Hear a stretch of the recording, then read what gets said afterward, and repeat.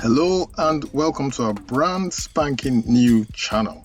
It's the Today in African History channel, launching on a historic day for Africans and African descended peoples resident on the continent and in the diaspora.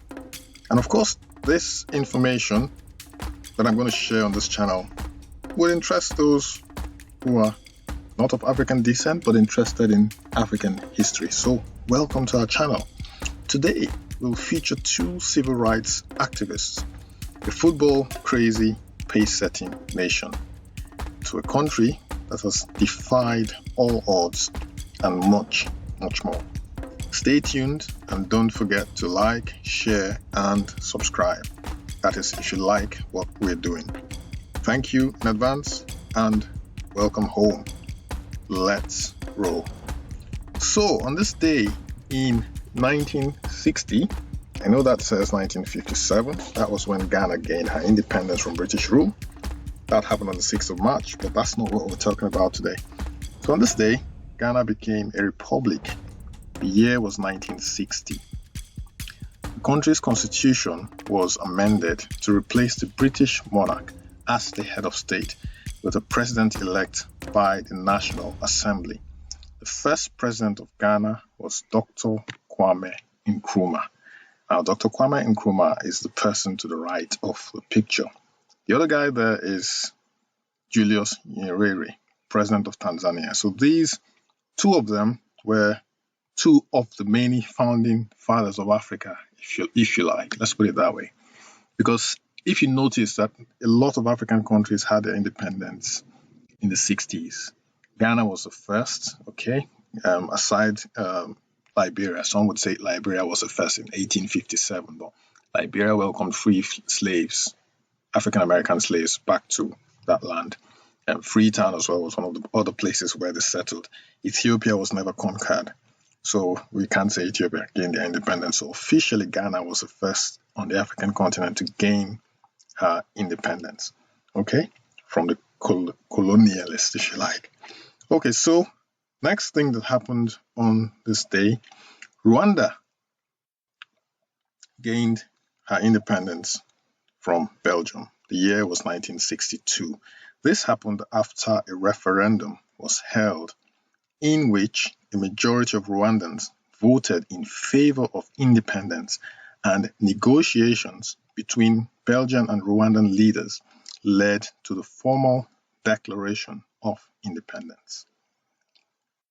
Now, this guy here is the president of Rwanda, who pretty much single-handedly transformed this nation after the ravages of the war that happened in 1994.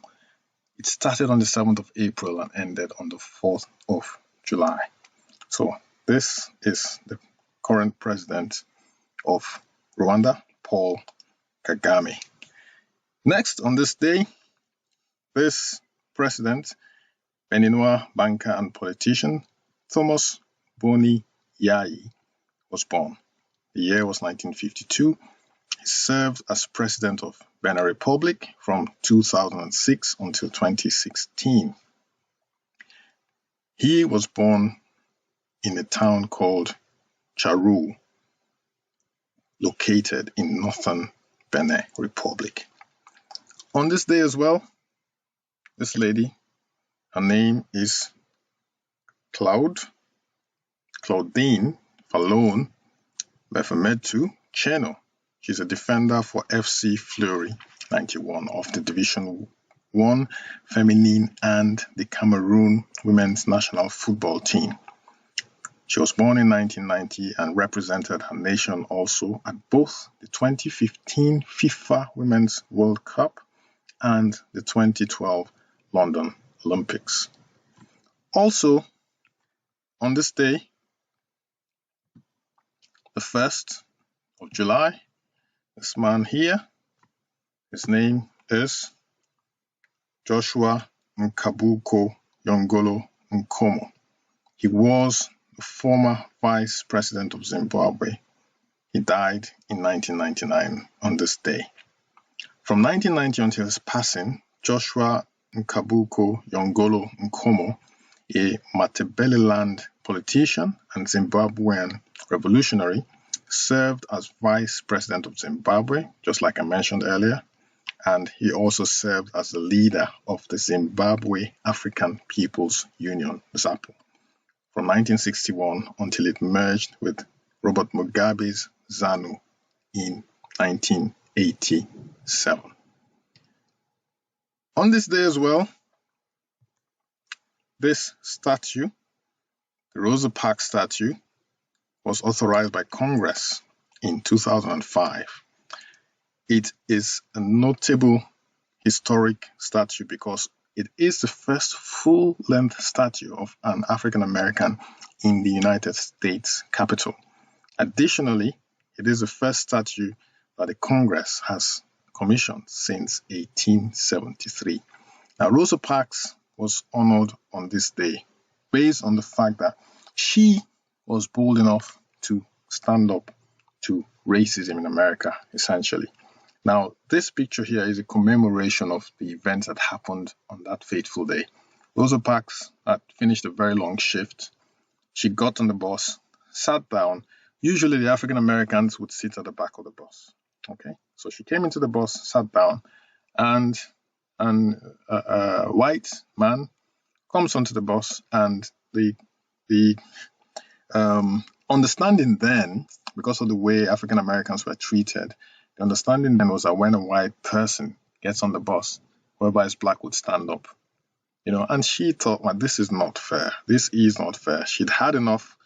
I'm very, very sure that was not the first time it was happening. But on this particular day, she'd had enough. And a lot of things happened afterwards. There were boycotts. People boycotted the buses. They were walking for days. I think the protest lasted quite a long time. I think a few weeks. But because of what she did, leaps and bounds are made in race relations in the United States of America. So Rosa Parks, again, she was honored this day in the year 2005. I wish there were a lot more people who were bold enough to stand up to the evils in our society. We see things going on, and we at some point have to put our foot down and say, enough is enough. They say injustice in one place is injustice everywhere. It affects everybody. Once somebody is affected by injustice, he or she may perpetrate this injustice against somebody else. So we should all speak up. It's a good lesson. This lady, she's a woman, and she stood up for what she believed was the right thing. Stood against the wrong thing as well. That's also important. So last but not least, on this day, again, this lady is actually the granddaughter of Mahatma Gandhi. Mahatma Gandhi is an iconic figure in the world, not just in South Africa and India, but in the whole world. So her name is Ella Gandhi, the South African peace campaigner and former politician.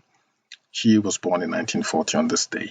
She was also a member of parliament in South Africa from 1994 to 2004. The Welfare, Public Enterprises and the Ad Hoc Committee on Surrogate Motherhood were among the parliamentary committees she served on. She participated in Theme Committee 5 on Judiciary and Legal Systems. So that's all for today, folks. Thanks for dropping by to our historic opening, July 1st, 2023. So the videos will be shown every single day until 30th of June, 2024. Thanks again for dropping by, folks, and I'll see you tomorrow, July 2nd, for another day of Today in African History. Don't forget to like, share, subscribe, turn on your notification bell, most importantly. Thanks for dropping by again, folks. We appreciate. Take care. Have a good day. Bye for now.